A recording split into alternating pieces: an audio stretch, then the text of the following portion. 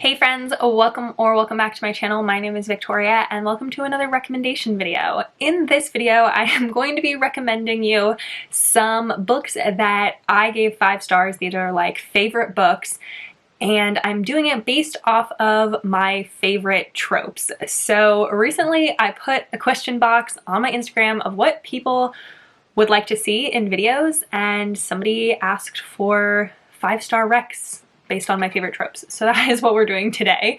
So I chose my top 5, basically, favorite tropes that I love and read a lot of books from them. I chose 2 books for each trope actually, and there are 5 tropes.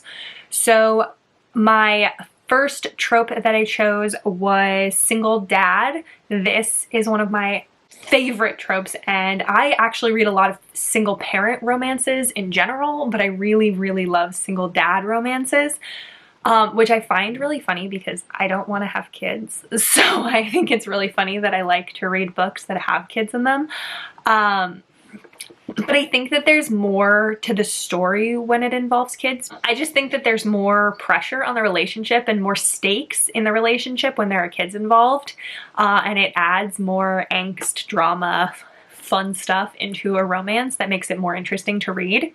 But I have 2 single dad romances that I gave 5 stars to recommend to you. And the first one is Forbidden by Carla Sorensen. This is one of my favorite books of all time. I talk about it a lot. This is part of the Ward Sisters series. It's book 4 in the Ward Sisters series. I read the books in order, but you could read this as a standalone.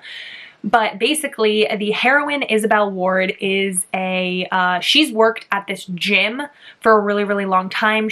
And one day she gets to work and her boss tells her that she is selling the gym, and that the new owner of the gym is Aiden, I think is his name. I can't remember his full name, but he is a retired professional MMA fighter, and he is actually the celebrity crush of the heroine when she was younger.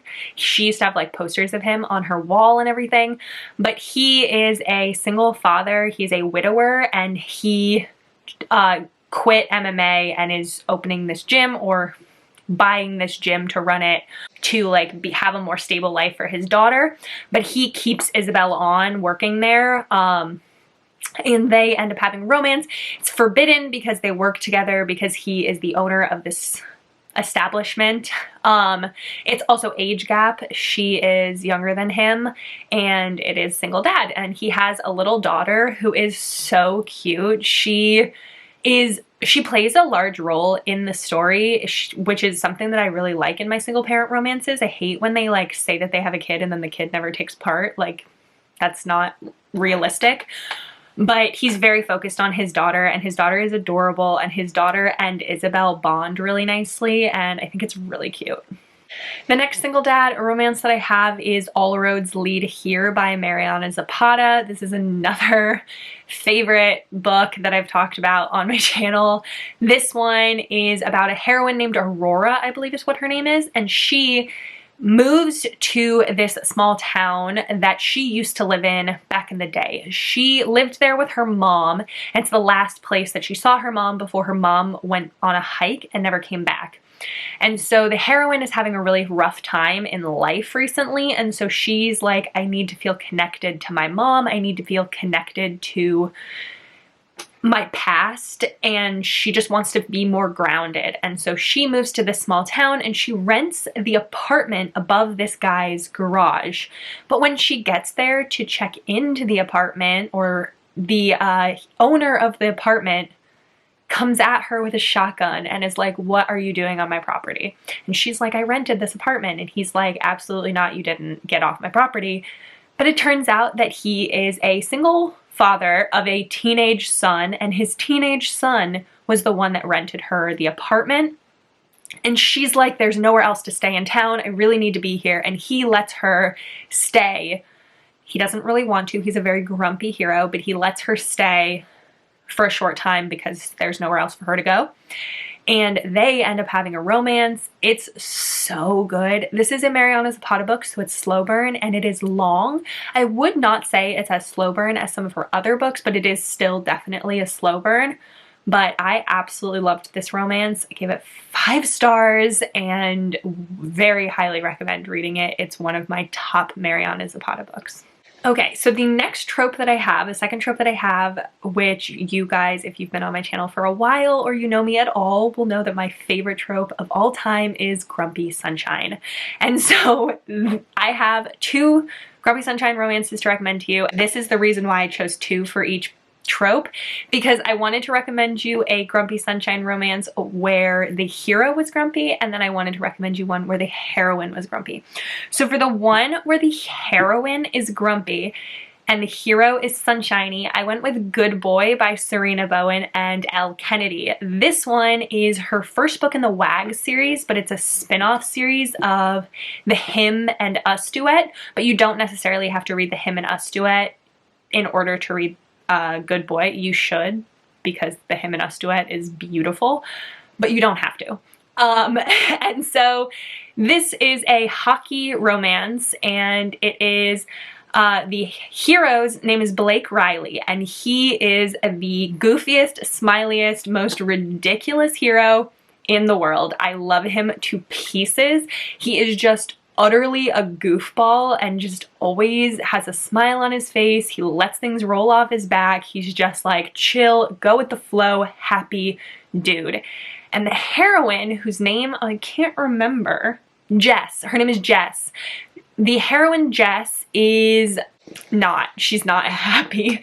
She is very stressed. She holds a lot of her stress in, and she's the kind of person where she like struggles to know what she wants in her life, and so she's constantly coming up with new business things that she wants to try or new passions that she has, and then giving up on them or hating them when she tries them. So she has this new idea that she wants to be a nurse, and her parents are like, good luck with that.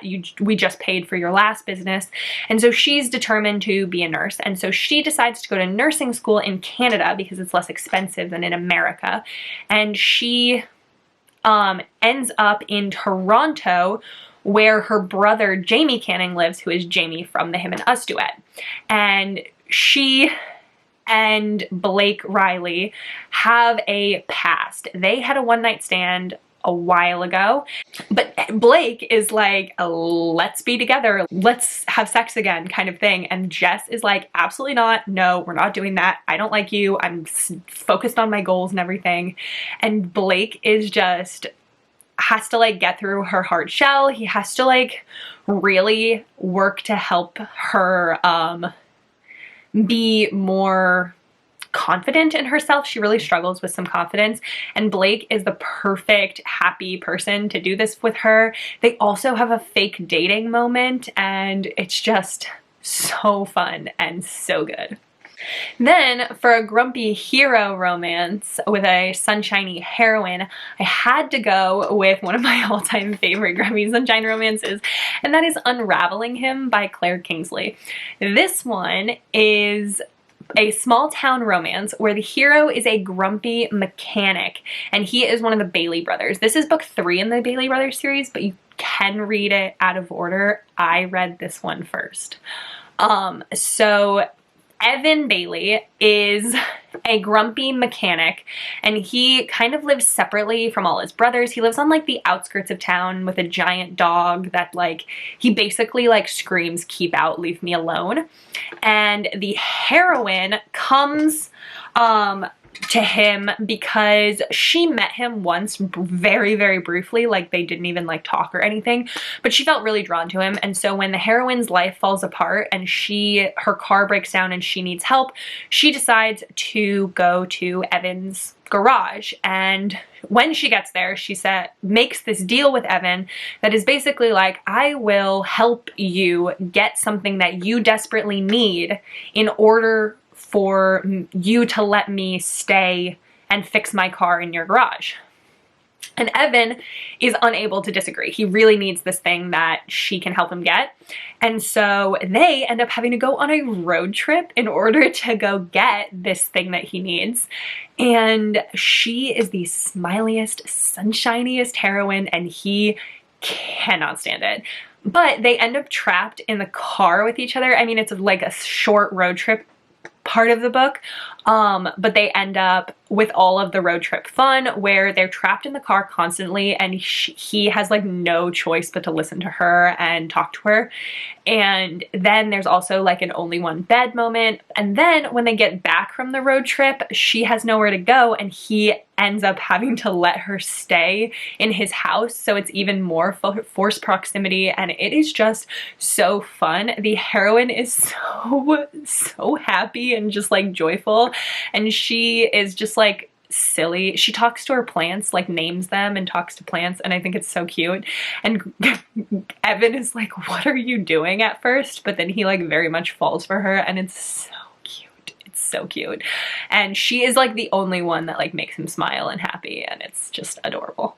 The next trope that I have is a trope that I love so much. It's one of my top favorite tropes, but there are so few books that I've read in this trope, and that is rival families. I really love a rival families romance, and the first one that I have is Reckless Match by Kate Bateman. This is a historical romance, and those are some of the best rival families romances when they're historical and they're like feuds.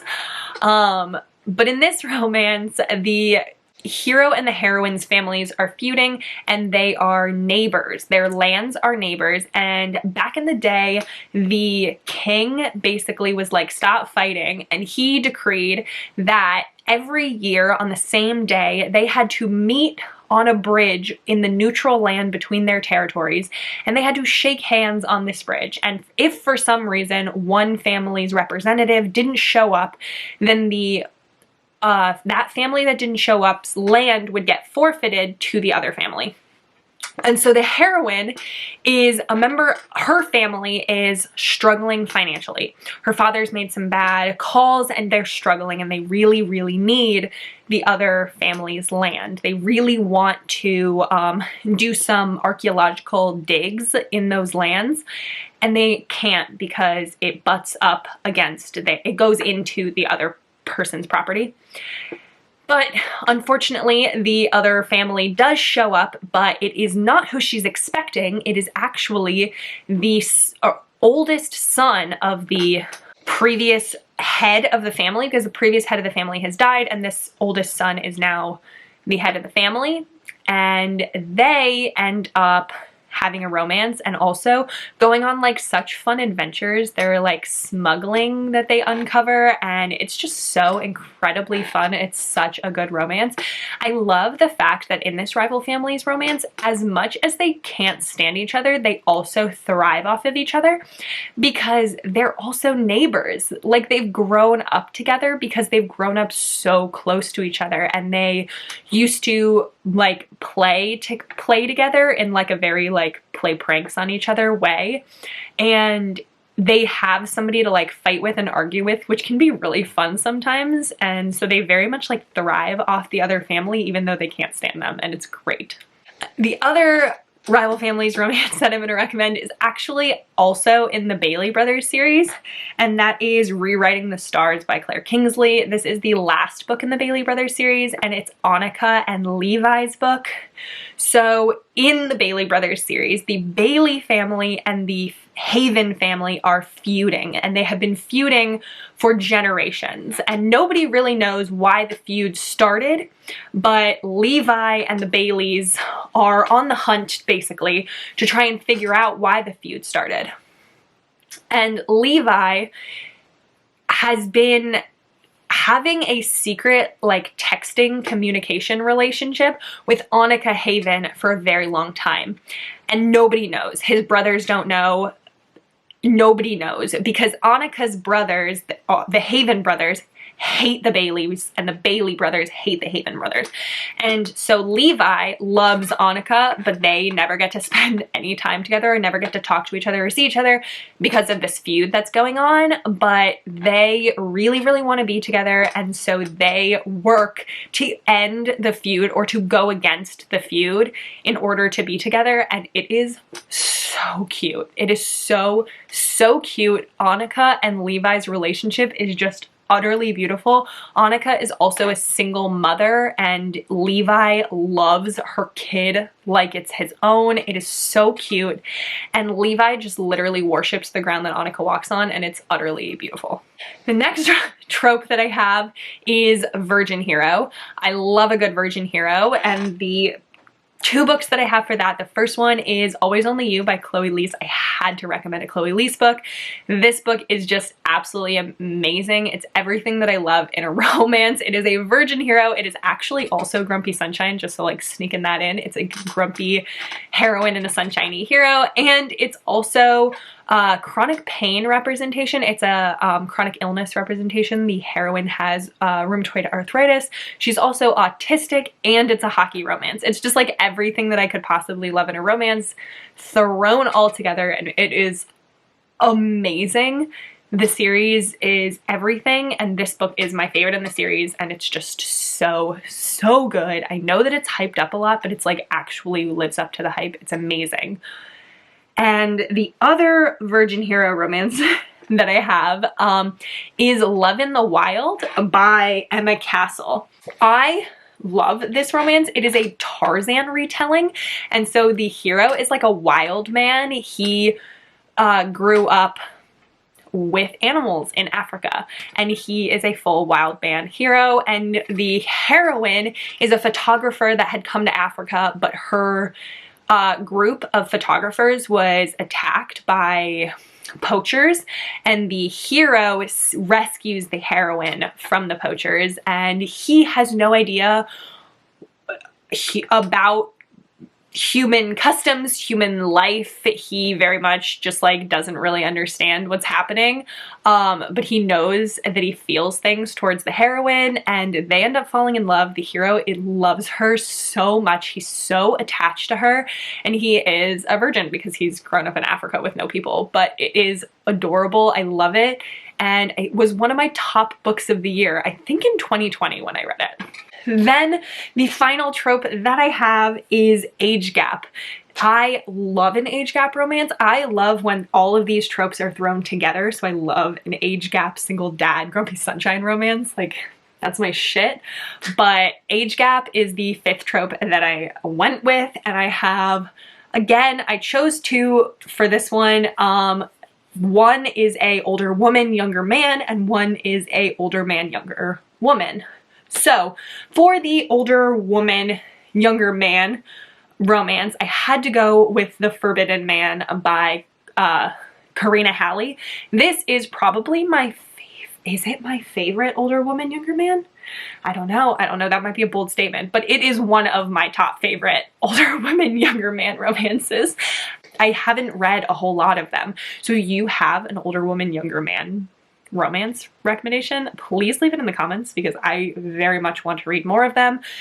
But The Forbidden Man is about Talia, who is a sports therapist, and she has recently gotten divorced and had to leave her job with the soccer team. I think she worked for Manchester, and she gets a new job with the Real Madrid soccer team, and she ends up having a romance with one of the players whose name is Alejo on the Real Madrid team. And she is like, this is forbidden, and that's not okay. I had to leave my last job for being in a relationship with somebody who I worked with, and she doesn't want to go through that again. But Alejo, like I said with Annika and Levi, Alejo worships at Talia's feet, and it is so good.